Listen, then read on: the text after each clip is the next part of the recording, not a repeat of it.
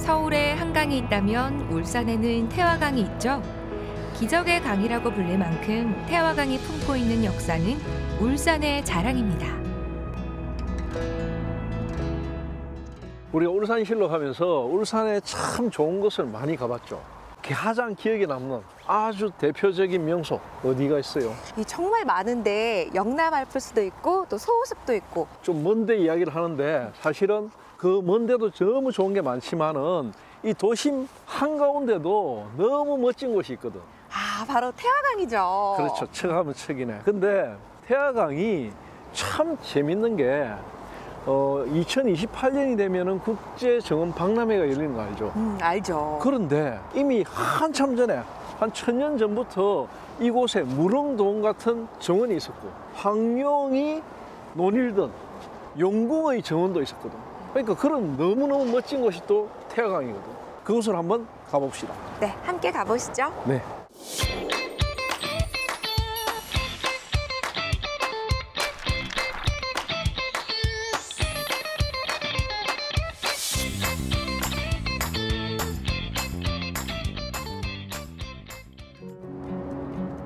태화강은 예부터 많은 시인 묵객들이 그 풍광을 노래했는데요. 이제는 울산을 넘어 대한민국을 대표하는 정원이기도 합니다. 태화강이 언제부터 국가정원으로 지정이 됐나요? 공식적으로 국가정원에 지정된 거는 2019년이에요. 사실 그 전에 이제 순천만이 국가정원 1호로 지정돼 가지고 활발하게 관광객을 유치하고 했잖아요. 순천만 같은 경우에는 완전히 자연 생태 습지로서 이름이 높았는데 태화강 같은 경우에는 1960년대에 공업센터로 지정된 이후에 울산이 급격한 산업화를 겪으면서 이 태화강이 죽음의 강이 됐거든. 이 죽음의 강이 반세기 만에 완전히 살아났거든. 그러니까 이건 기적의 강이거든. 그러니까 산업화의 기적 그리고 생태 복원의 기적 두 가지를 같이 갔기 때문에 굉장히 테마가 있다, 국가정원으로 할 만하다 이런 이야기 있었거든요. 좋은 기회가 되어서 2019년에 국가정원으로 지정이 됐죠. 그동안 많은 노력이 있었겠네요. 많은 노력이 있었죠. 이 강물을 깨끗하게 하는 작업도 있었지만 주변을 환경을 또 깨끗하게 하는 것도 있었고 또 태화강이 47.53km 정도 되는데 백리라고 해요. 백리. 이 백리길을 정비하면서 국가정원이 지정되기 전에 태화강 백리길을 1, 2, 3, 4구간으로 나눠서 모든 정비 작업을 했어요. 그래서 태화강 백리길을 완성했죠. 그러면 태화강의 발원지는 어디서부터 시작되나요? 발원지는 저 백운산 골짜기인데 지금 우리가 있는 이곳 명촌 이쪽이 이제 1코스의 시작점이에요. 여기서 선바위까지 1코스, 그다음에 사연댐 구간이 2코스, 그리고 대곡댐 구간이 3코스, 그리고 탑골샘 있는 데까지가 4코스거든요. 그러면 백운산 탑골샘이 발원지인데 상징적인 발원지는 가지산 쌀바위, 실질적인 발원지는 백운산의 탑골샘 이렇게 두 가지로 되어 있고 이 백리길이 완성되었고 4코스로 나눠져 있다. 수천 년 동안 자연과 사람을 품어온 만큼 태화강에는 많은 전설과 이야기가 흐르고 있는데요. 특히 이곳의 자연 풍광은 일품입니다. 옛날에는 다리하고 이 건물들이 없었을 거잖아요. 그 옛날 풍경이 참 궁금합니다. 태화강의 옛날 모습은 그야말로 환상적인 풍경이었죠.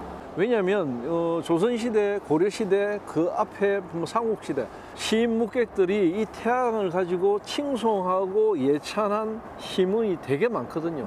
그러고 보면 엄청난 거고 뭐 왕이 여기 와서 주연을 베풀기도 했던 정도로 컸고 제일 위쪽에 가면은 구곡문화 대곡천 구곡문화가 있어요. 구곡문화는 정말로 신선들이 노니는 계곡이거든. 그걸 노래한 곳이 있고 또 방구대 안각하로부터 선바위로 쭉 내려오는 이쪽에도 또 너무나 좋은 풍경들이 많고 하류로 내려오면 황룡년을 비롯해가지고 태화로 있는 데서 지금 국가정원 자리 그것도 너무너무 멋졌거든. 지금 우리가 있는 명촌 이때는 일제강점기 때 수리조합이 뚝을 쌓기 전에는 저희 바다였어요. 그리고 제일 위쪽에 사모 쪽에 하고 태화루가 있는 쪽하고 저 내항마을 있는 쪽하고는 나루트가 크게 자리해가지고 사람들이 늘 이제 나룻배를 타고 왔다 갔다 하고 아주 전형적인 그 목가적인 풍경을 가진 멋진 강이었죠.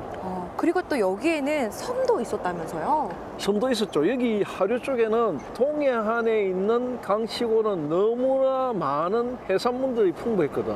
특히 조개류가 많았어요. 바지락이라든지 제첩이라든지 이게 너무너무 많아 풍부했거든. 70년대까지도 조개, 제첩 이런 거 막 해냈거든요. 그러니까 내항하고 방구동 이쪽에 아파트를 개발하려고 땅을 파니까 조개무지가 엄청나게 발견된 거죠. 신사시대부터 사람들이 조개를 캐서 먹고 살았다는 흔적들이 나와 있는 그런 유서 깊은 곳입니다. 태화강의 전성기는 언제였을까요? 이곳의 풍경에 감탄한 이가 한둘이 아니었는데요. 특히 고려 당대 최고의 문인이었던 정포 선생 덕에 전국적으로 유명해졌습니다. 태화강이 옛부터 아름다운 만큼 참 옛날 기록도 많이 남아있겠어요. 남아있죠. 이곳을 노래한 시인묵객들의 이야기 참 많아요. 근데 가장 대표적인 건 뭐냐면 울주팔령이라고. 팔경이요? 팔경이라고도 하고 팔령이라고도 해요. 울주팔령을 노래한 그러니까 정포라는 고려시대에 그 문인이 있어요. 이 정포가 울산에 머물면서 태화강을 중심으로 한 울주팔경을 노래했죠. 울주팔경은 뭔가요? 그렇죠. 이 팔자가 좀 특이하죠. 팔이라는 거는 사실 중국 쪽에 중국 문화의 영향을 많이 받았거든요. 이 송나라 때 당송팔대가 하고 송나라 때 시인묵객들이 참 유명했거든. 중국에서. 그때 소상팔경이라고 후난성이라는 곳 알죠? 네. 동정호라고 유명한 호수였어요. 산 위에 호수가 엄청난 게 있는데 그 동정호 호수를 배경으로 해가지고 시인묵객들이 많은 작품을 남겼는데 소상팔경도라고 송적이라는 화가가 엄청난 그림을 남겼거든. 8폭의 그림을 남겼거든. 그걸 본 이제 소식이라는 시인이 8폭의 그림을 하나하나 가지고 시를 남겼어요.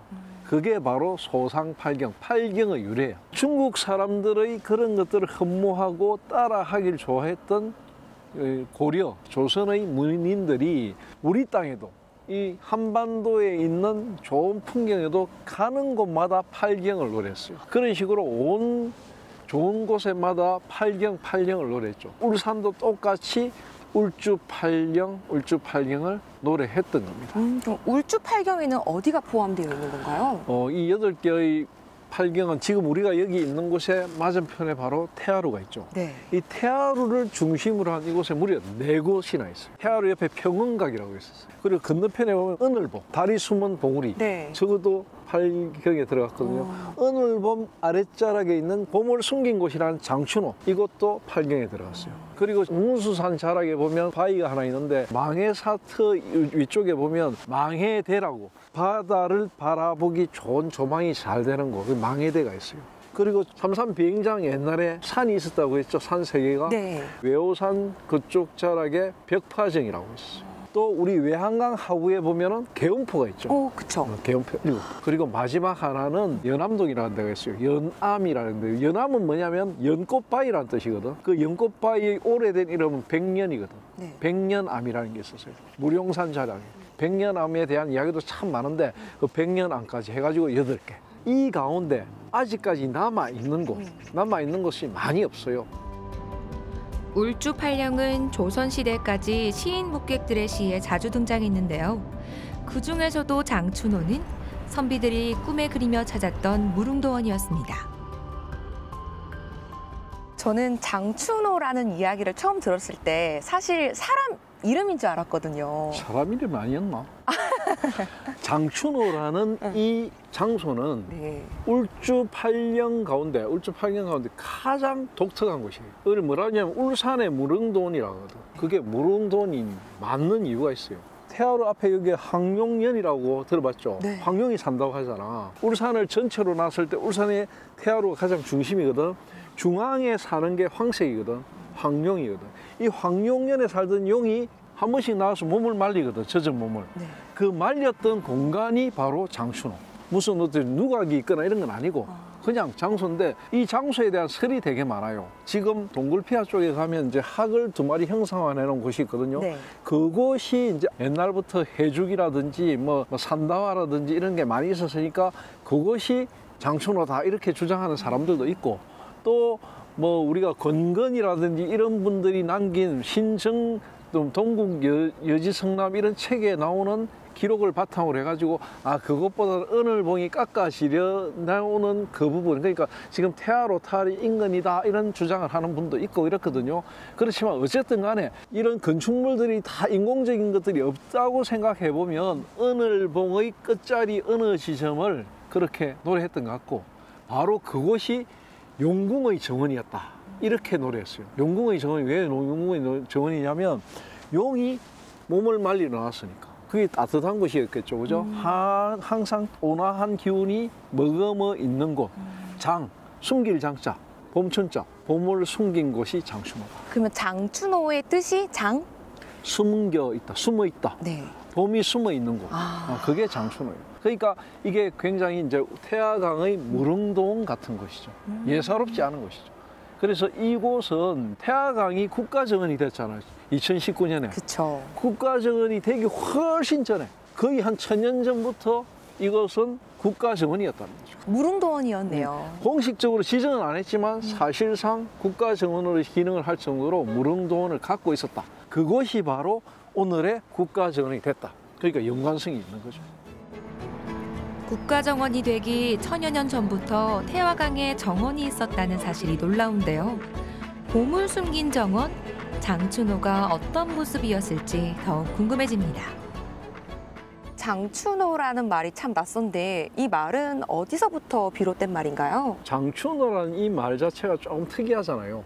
이 말은 이제 중국에서 온 말인데, 소식이라는 당송시대, 송나라 북송시대에 굉장히 유명한 시인이에요. 이 소식이라는 사람의 친구 중에 조경순이라는 친구가 있었는데, 은퇴를 해가지고 어디 들어가고 장춘호라고 봄을 숨긴 정원을 만들어갖고 살고 있었대. 이 소식이 거기에 놀러 가가지고 기제 조경순 장춘호라는 시를 지었어요. 거기서부터 비롯된 게 바로 장춘호라는 이름이고, 그 장춘호가 고려시대, 조선시대까지 이어졌던 거죠. 지금은 장춘호라는 모습이 남아있지 않으니까 그 옛 모습이 참 궁금해져요. 그렇죠. 요즘은 우리가 뭐 이렇게 인터넷이나 SNS나 이런 데 좋은 게 있으면 밑에 댓글 달죠. 똑같이 고려시대나 조선시대의 문인들이 태화루 같은 데 현판도 걸어놨고, 옛 사람들이 뭐 시를 적어놓은 것도 있고, 적어놓은 것에 밑에 댓글 다는 거예요. 어떻게 댓글을 달았을까요? 시로 댓글을 달았거든요. 그런 것들이 엄청 많이 나와 있죠. 가장 대표적으로 울주팔령을 이야기한 정포, 이 설곡이 남긴 그 장춘호라는 시가 있어요. 이게 장춘호의 가장 대표적인 시인데, 이 시를 한번 읊어볼까요? 네, 한번 읊어주세요. 네. 궁핍한 이곳 원림은 고요해도 집안이 가난하여 술도 살 수 없구나. 붉은 꽃 흰 꽃 피우며 봄이 오래 머물더니 작은 마당에는 빗방울이 지나가네. 이런 시예요. 이 시를 들으니까 그때 모습이 쫙 이렇게 그려지는 것 같아요. 그렇죠. 이 시가 지어질 무렵에 장춘호는 어떤 모습이었느냐면, 겨울이 막 끝나갈 무렵에 산다오가 막 피어났다. 또 해죽, 대나무는 대나무인데 얇은 대나무가 있어요. 이 대나무도 푸르게 주변을 배경으로 감싸고 있었다. 그리고 여러 종류의 꽃들이 피어나가지고 오랫동안 그 꽃이 머물렀다. 그러니까 봄이 제일 먼저 찾아왔다가 제일 늦게 갔다는 곳이 장춘호죠. 추운 겨울이 지나고 만나는 따뜻한 봄은 언제나 반가운 법인데요. 장춘호는 그런 봄을 어느 곳보다 빨리 만나고 오랫동안 즐길 수 있었던 곳입니다. 울산실록의 장춘호 어떻게 기록하면 될까요? 현대적으로는 이제 울산 12경이 굉장히 전국적으로 더 알려져 있어요. 이게는 가장 현대적인 모습인 울산공단의 야경까지 포함되는 12개의 그림들, 풍경들이 그려져 있거든요. 그런데 고려시대 저 옛날부터 울산을 대표하는 울주팔경, 울산팔경이 있었단 말입니다. 그러니까 지금의 울산 12경과 과거의 울주팔경, 이것을 연결하는 작업이 필요하거든요. 지금의 12경도 굉장히 중요하지만 과거의 팔경도 중요하단 말입니다. 왜? 과거의 팔경에는 스토리가 다 있거든요. 거기에 따르는 풍경과 장소성에 대한 이야기들이 있거든. 그런 것들을 연결하는 콘텐츠를 만들어 갈 때 울산의 제대로 된 진면목이 알려질 것이다. 이렇게 생각합니다. 도심 속 아름다운 비밀의 정원 장춘호입니다.